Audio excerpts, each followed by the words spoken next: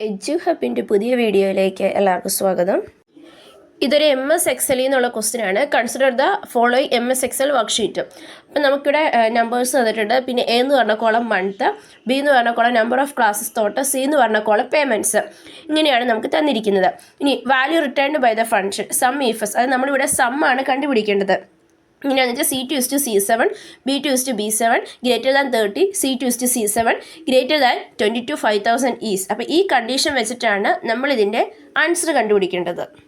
നമ്മുടെ conditions fulfil ചെയ്യുന്ന വെച്ചിട്ട് വേണം നമ്മൾ സമ്മ് ചെയ്യാനായിട്ട്. ആദ്യത്തേന്ന് പറഞ്ഞാൽ B2:B7, ഗ്രേറ്റർ ദാൻ 30. അതായത് നമ്മുടെ ഈ B എന്ന് പറഞ്ഞ കോളം ഉണ്ടല്ലോ, അതിൻ്റെ അത് B2 തൊട്ട് B7 വരെയുള്ള എടുക്കണം. അതായത് ജനുവരി തൊട്ട് ജൂൺ വരെയുള്ള കോളം നമ്മൾ എടുക്കണം. അതിൻ്റെ അകത്ത് 30 കൂടുതലായിട്ട് വരുന്നത് വേണം നമ്മൾ എടുക്കാനായിട്ട്.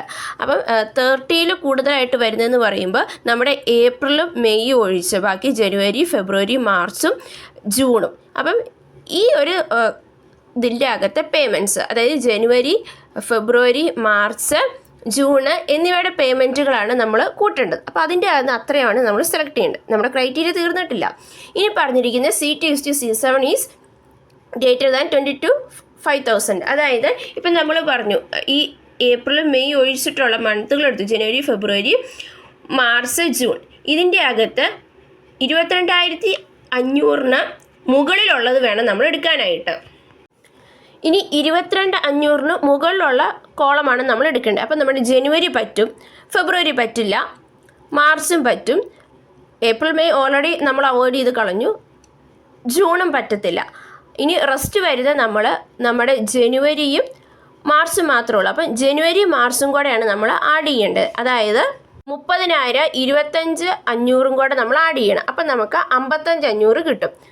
നമ്മളോട് ഇവിടെ ആഡ് ചെയ്യാനാണ് പറഞ്ഞിരിക്കുന്നത്. പക്ഷേ ആഡ് ചെയ്യുന്നതിന് കുറച്ച് ക്രൈറ്റീരിയ വെച്ചിട്ടുണ്ട്. അതായത് B2 മുതൽ B7 വരെയുള്ള കോളത്തിൽ 13 കൂടുതൽ വരുന്ന പേയ്മെൻറ്റ്സ് വേണം നമ്മൾ C എന്ന് പറഞ്ഞ കോളത്തിൽ നിന്ന് എടുക്കാൻ. ഇനി അതിൻ്റെ അകത്ത് എടുത്തിട്ട് പിന്നെയും ക്രൈറ്റീരിയ ഉണ്ട്. ഈ C2 തൊട്ട് C7 വരെ ഉള്ളതിൻ്റെ അകത്ത് നമ്മൾ ഓൾറെഡി 13 കുറവുള്ള നമ്മൾ അവോയ്ഡ് ചെയ്തു. റെസ്റ്റ് ഓഫ് ദതിൻ്റെ അകത്ത് പേയ്മെൻറ്റ്സ് 22,500 കൂടുതൽ വരണം. അപ്പോൾ ഇവിടെ 22,500 കൂടുതൽ വരുന്ന 2 മന്തേ ഉള്ളൂ. ഏതൊക്കെയാണ്? നമ്മുടെ ജനുവരിയും മാർച്ചും. അത് നമ്മൾ രണ്ടും കൂടെ ആഡ് ചെയ്യുക. അപ്പം നമുക്ക് 55,500 എന്ന് കിട്ടും.